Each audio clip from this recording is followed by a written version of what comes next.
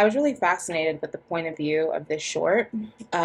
Watching the whole short through the eyes of like you're at an optometrist appointment and then marrying that with the actual narration was a really interesting way to like focus on the behavior of these insects and better understand the ways in which we can widen and focus our own perspective in our daily life. If you look at the director's statement, him talking about having found these uh, praying mantis in the front yard and just choosing those as a subject as a way to better understand human behavior and the ways that we shift our point of view and what it means to have a point of view. I thought that was really fascinating, especially as you see the different creatures coming in and out of perspective. And eventually, the husk of the creature at the end was a really, really fascinating image. Moreover, the narration of the mantis alien abduction I found to be very fascinating.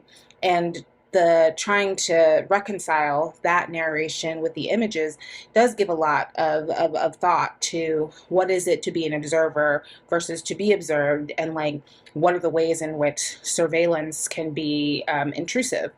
Um, because these creatures, as they were saying, like aren't necessarily aware, but they do evade the point of view of us. And what does that mean for not just like alien life forms, but for daily life? Are we paying attention to the big and small around us? And what does it mean to surveil? So it was a physical manifestation of finding yourself, discovering who you really are, self sabotage. And so I thought seeing that physically play out as she's literally looking for her true self in the trunk of her car and dragging her true self around, losing her true self, trying to find it again, asking other people. I thought seeing that play out as if inside someone's mind.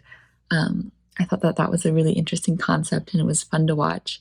I also loved some of the comedy of it as well, especially when she's freaking out in the car over not wanting to find that specific thing in the trunk.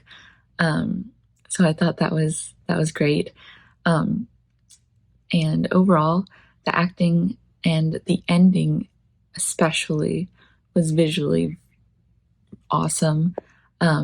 Just seeing her, uh, that part felt like she was self sabotaging herself, um, and getting rid of the things that didn't serve her in her mental state. But then, of course, in this film, it's physical, and in real life.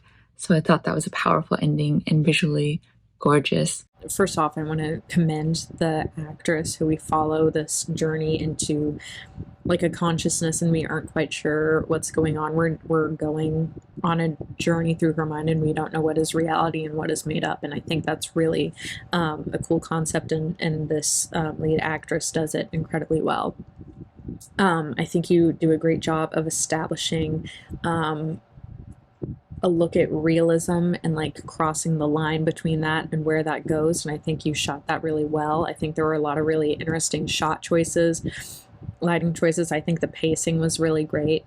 It was a really an interesting concept. This film is quite brilliant. The analogy with the trunk in the car and this quietless mind, in full contrast with the clever title of the film. This is a story of exploration, self-awareness, brutality against yourself, aggression against yourself and others. It's just trying to figure yourself out, and the main character lets us into her core belief system, her core logic behind everything she does, and it's just a real person.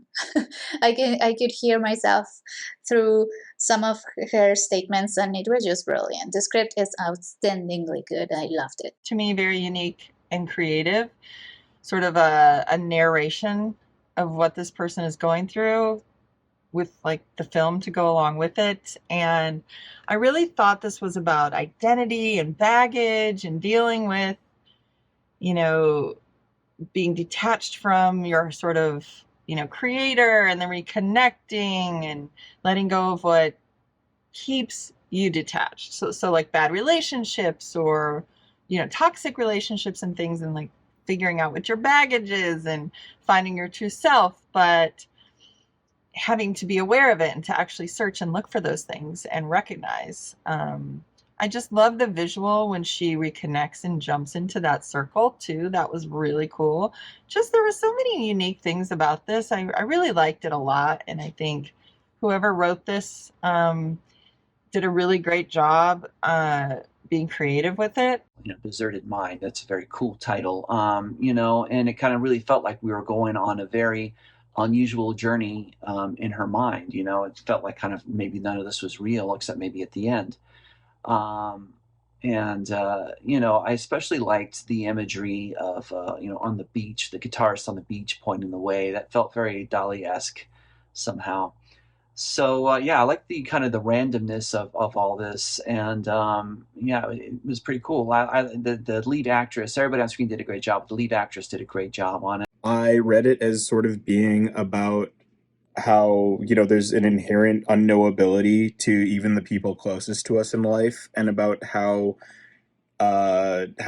difficult it can be to truly reveal your real self to another person, no matter how close to them you feel.